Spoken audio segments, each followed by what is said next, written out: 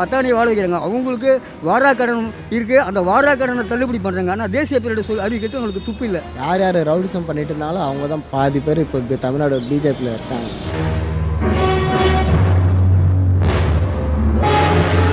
$19,20,000 பேர் குஜராத்ல போதைப் பொருளுக்கு அடிமையாகி இருக்கிறதா புள்ளி விவரங்கள் வெளியாயிருக்கு.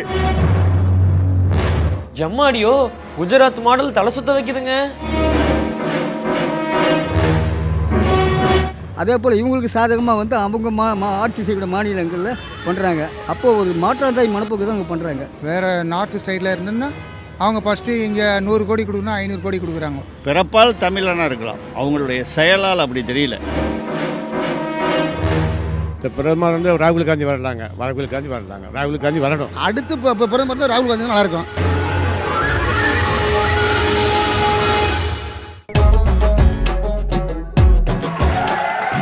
அதாகப்பட்டது மகாஜனங்களே.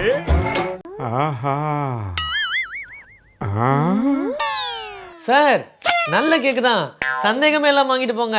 நீங்க பாக்குற பார்வையிலேயே கேக்கு கரைஞ்சிட போகுது. எங்க அவர் சொல்ற மாதிரி எதுக்கு இப்படி வெறிக்க பாக்குறீங்க? செல்லக்குட்டி, நியூ இயருக்கு நமக்கு நல்ல கேக்கா வாங்கி கொடுத்தாங்கல்ல, நாமளும் அதுக்கு பதில் மரியாதை செய்யணும். மாற்றாந்தாய் மனப்பான்மையோட கடமைக்கு செய்யக்கூடாது. ஏங்க யாருங்க மாற்றாந்தாய் மனப்பான்மையோட செய்யறாங்க? நீங்க வாங்கினாலும் மற்றவங்க வாங்கினாலும் கேக்கு தான். தம்பி, உனக்கு நம்ம முதலமைச்சர் மாதிரி நல்ல மனசு, அதான் இப்படி நல்லபடியா பேசுற. ஏங்க முதலமைச்சருக்கும் இதுக்கும் என்னங்க சம்பந்தம்? எதையும் மனசுல வச்சுக்கிட்டு பேசல.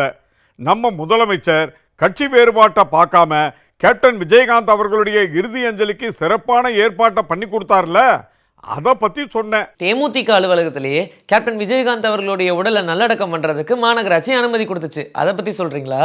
தம்பி, உனக்கு முழு விஷயமே தெரியாதா? தேமுதிக தலைமை அலுவலகத்துல கூட்டம் கட்டுக்கடங்காம வந்ததும் மாற்று இடம் கேட்டு முதலமைச்சர் கிட்ட கேப்டன் குடும்பத்தார் கோரிக்கை வச்சாங்க. தமிழ்நாடு அரசு சுற்றுலாத்துறை கட்டுப்பாட்டில் உள்ள தீவு திடல்ல அனைத்து ஏற்பாடுகளும் உடனடியா செய்யப்பட்டு 6 மணி நேரத்தில் இரவோடு இரவா விஜயகாந்தின் உடல் தீவு திடலுக்கு கொண்டு வரப்பட்டுச்சு.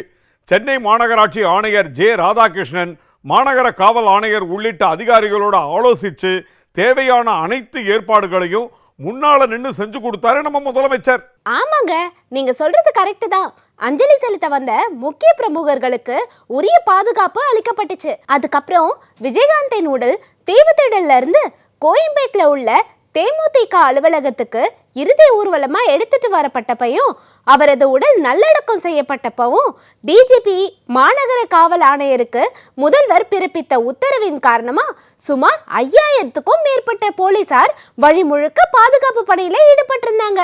கேப்டன் விஜயகாந்தின் உடல் முழு அரசு மரியாதையோட நல்லடக்கம் செய்யப்பட்டப்போ ஒரு சகோதரரை போல முதல்வர் ஸ்டாலின் சக அமைச்சர்களுடன் பக்கத்துல இருந்து அஞ்சலி செலுத்தினாரு.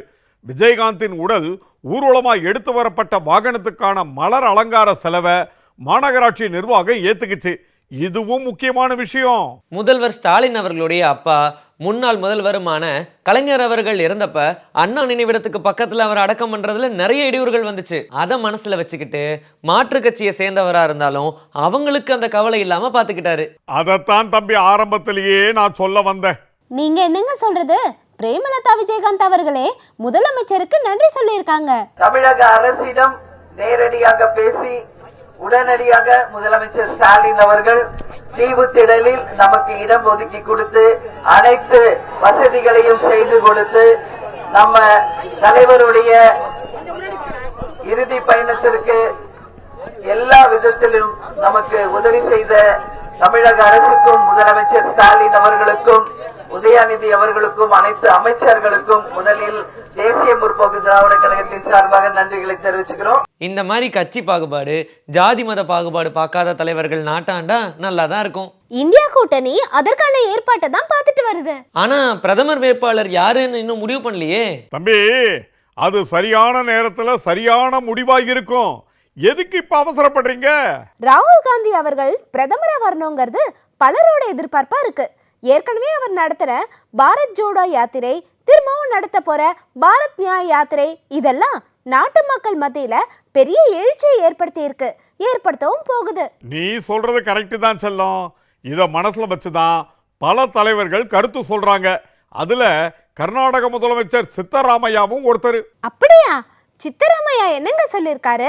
இந்த நாட்டின் பிரச்சனைகளை தீர்க்கும் வலிமை காங்கிரஸ் கட்சிக்கு மட்டுமே இருக்கு, அதுக்கு ராகுல் காந்தி நாட்டின் பிரதமராக வர வேண்டும் அப்படின்னு சொல்லியிருக்காரு. மீண்டும் பாரத் ஜோடோ யாத்திரை துவங்க இருக்கிறத சுட்டிக்காட்டிய சித்தராமையா, அனைவருக்கும் நீதி கிடைக்க வேண்டும் என்பதற்காக பாரத் நியாய யாத்திரை துவங்கப்பட இருக்கிறது அப்படின்னும், அனைத்து தரப்பு மக்களுக்கும் நீதி மற்றும் சமத்துவத்தை உறுதி செய்ய ರಾಹುಲ್ ಪ್ರಥಮರಾಗ ವರವೇಂಡುಂ அப்படின்னு பேசியிருக்காரு. ಈ ಸಮಸ್ಯೆಗಳಿಗೆಲ್ಲ ಪರಿಹಾರ ಕೊಡ್ತಕ್ಕಂಥದ್ದು ಕಾಂಗ್ರೆಸ್ ಪಕ್ಷ ಮಾತ್ರ. ಅದಕ್ಕೆ ರಾಹುಲ್ ಗಾಂಧಿ ಅವರು ಈ ದೇಶದ ಪ್ರಧಾನಮಂತ್ರಿ ಆಗಬೇಕು. ಪಾಪ ಇವರು ಈಗ ಯಾರು ಕೂಡ ಈ ದೇಶದಲ್ಲಿ ಭಾರತ್ ಜೋಡೋ ಮಾಡಿರಲಿಲ್ಲ, ಈಗ ಭಾರತ್ ಜೋಡೋ 2 ಇದನ್ನು ಪ್ರಾರಂಭ ಮಾಡ್ತಾ ಇದ್ದಾರೆ. ನ್ಯಾಯ ಯಾತ್ರೆ, ಯಾಕಂದ್ರೆ ಇನ್ನೂ ನಮ್ಮ ದೇಶದಲ್ಲಿ ಎಲ್ರಿಗೂ ನ್ಯಾಯ ಸಿಕ್ಕಿಲ್ಲ. இது காங்கிரஸ் தலைவர்கள் மத்தியில் இருக்கக்கூடிய கருத்துக்களா மட்டும் இல்லாம மக்கள் மத்தியில் இருக்கக்கூடிய கருத்துக்களாவும் இருக்கு. நீங்களே பாருங்க மக்கள் என்ன சொல்றாங்கன்னு. அடுத்த பிரதமர் வந்து ராகுல் காந்தி வரலாங்க, ராகுல் காந்தி வரணும். ஏன்னா ஆஞ்சி ஸ்டேஜ் 10 ஆண்டுகளில் எந்த ஒரு தொழில் முன்னேற்றமும் கிடையாது. இளைஞருக்கு வேலைவாய்ப்புன்னு சொல்லுங்க. இப்போது காங்கிரஸ் கம்பெனியில் தான் இன்றைக்கி சாஃப்ட்வேர் ஒவ்வொரு கொடுத்த பேட்லேயும் இன்றைக்கி சாஃப்ட்வேர் வேலை செய்கிறாங்க. எல்லா குடும்பத்திலையும் சாஃப்ட்வேர் வேலைன்னு ஒரு கொண்டாந்தாங்க. அது காங்கிரஸ் பிள்ளை வந்துச்சு. இந்த கவர்மெண்ட்டில் ஒரு தொழில் வந்து சொல்ல முடியுமா? அடுத்த பிரதமராக ராகுல் வர்றதுக்கு கொஞ்சம் வாய்ப்புகள் இருக்குது. அடுத்து பிரதமர் தான் ராகுல் காந்தி தான் நல்லாயிருக்கும். இதை வந்து மீண்டும் நான் உறுதியாக சொல்கிறேன், ராகுல் காந்தி மட்டும் பிரதமர் ஆனால் தான் இந்தியா தப்பிக்கும். இல்லைன்னா இந்தியா வந்து மிகப்பெரிய கேள்விக்குரிய இந்தியா என்ற ஒரு நாடு இருக்காதுன்றது மிக தாழ்மையான வேண்டுகோள். எனக்கு தெரிஞ்ச ஊரிலும் ஒன்று பிரியங்கா காந்தி இல்லை ராகுல் காந்தி, இவங்க 2 பேரில் இளவட்டிங்க அதுக்கு தானே. கர்நாடக முதலமைச்சர் கருத்து மக்கள் கருத்தோட ஒத்து போகுது. கர்நாடகாவில் எடியூரப்பா தலைமையிலான பாஜக ஆட்சி நடந்தப்ப 40,000 கோடி ரூபாய்க்கு ஊழல் நடந்திருக்கிறதா அதே கட்சியை சேர்ந்த சட்டமன்ற உறுப்பினர் குற்றம் சுமத்தினார்ல. ஆமாங்க, கொரோனா காலகட்டத்தில் மாஸ்க் வாங்குறதுலயும் படுக்கையை வாடகைக்கு எடுக்கிறதுலயும் கொள்ளை அடிச்சுக்கிறதா சொல்லியிருக்காரு. அதேதான், அந்த விவகாரத்திலையும் மக்கள் இப்ப கொந்தளிப்பா இருக்காங்க. மக்கள் சொன்ன கருத்துக்களை நீங்களே பாருங்க. ஊழலின் உச்சக்கட்டமே வந்து பிஜேபி தான். டிமானிட்டைசேஷன் இந்தியாவின் வந்து மிகப்பெரிய ஊழல். அவங்க வந்து எல்லாத்தையுமே வந்து யூனியன் இதை வச்சு எல்லாத்தையுமே வெளியிட வராமல் ரஃபேலேருந்து எல்லாமே ஊழல் தான். பிஜேபியை பொறுத்தவரை எவ்ரிதிங் இஸ். இது வந்து குஜராத்திகளுக்கான அரசு. It is run by 2 Gujaratis for another 2 Gujaratis. Common பீப்புளுக்கானதே கிடையாது. ஆருத்ரா நிறுவனம் இருக்குது, அவங்க மாட்டினா இங்கே தீநகர் தான் ஆருத்ரா நிறுவனம். கண்ணு பட்ட பிள்ளைங்க நெல்லிக்கனே தெரியலையா? இப்போ அத்தானி வாழ வைக்கிறாங்க, அவங்களுக்கு வாரா கடன் இருக்குது, அந்த வாரா கடனை தள்ளுபடி பண்ணுறாங்க. ஆனால் தேசிய பேரிடர் அறிவிக்கிறது அவங்களுக்கு துப்பு இல்லை. ஊழல கட்சின்னு சொல்கிறாங்க. இப்போ தமிழ்நாடு பிஜேபி பற்றி எடுத்திங்கன்னா அதில் யார் ஒருத்தர் நேர்மையாரன்னு சொல்லி பாருங்கள். முக்கால்வாசி பேர் பார்த்தீங்கன்னா இப்போ யார் ரவுடிசம் பண்ணிட்டு இருந்தாலும் அவங்க தான் பாதி பேர் இப்போ தமிழ்நாடு பிஜேபியில் இருக்காங்க. இப்போ அண்ணாமலை அவர் வந்து ஏதோ குடிசையில் இருக்காருன்னு சொன்னார். அவருடைய குடிசையோட பார்த்துருக்கீங்களா? அதோட வேல்யூ 15 கோடி 20 கோடி போகும். அதுக்கெல்லாம் யார் பணம் கொடுக்குறாங்க? மதுரையில் ஒரு தோப்பூரில் ஒரு செங்கல் வச்சாங்க. இது வரைக்கும் ஆஸ்பத்திரி கட்டுக்கானா? இது வரைக்கும் கிடையாது. ஆனால் என்ன சொல்கிறேன், உடனே மத்திய அமைச்சர் சுகாதார வந்து மதுரையுமே தோப்பூருமே எய்ம்ஸ் ஹாஸ்பிட்டல் வந்துச்சு சொல்கிறாங்க. எங்கே காணாம இங்கே செய்ய வேணாங்க. நீங்கள் உங்கள் ஊரில் வடநாட்டில் சொல்லுங்கள், ஒன்றுமே கிடையாது. எல்லாம் போலி போலி போலி போலி முத்திரையை பூரா பறிச்சுக்கிட்டு அரசு மீடியாக்களை பூரா அவங்க என்ன பண்ணுற ஆள் வச்சு மிரட்டி, அத்தனை சேலை மிரட்டி, ஊடகங்களை பூரா மிரட்டி எல்லாத்தையும் கையில் கொண்டு வந்து எல்லாத்தையும் படுகொலை செஞ்சுட்டாங்க. யார் செஞ்சாலும் தப்பு தான். ஆனால் எதிர்கட்சிக்காரங்க பண்ணுறது மட்டும்தான் ஊழல், நாங்கள் பண்ணுறது சமூக சேவை அப்படிங்கிற மாதிரி பாஜக காரங்க கொடுக்குற பில்டப் தான் தாங்க முடியல.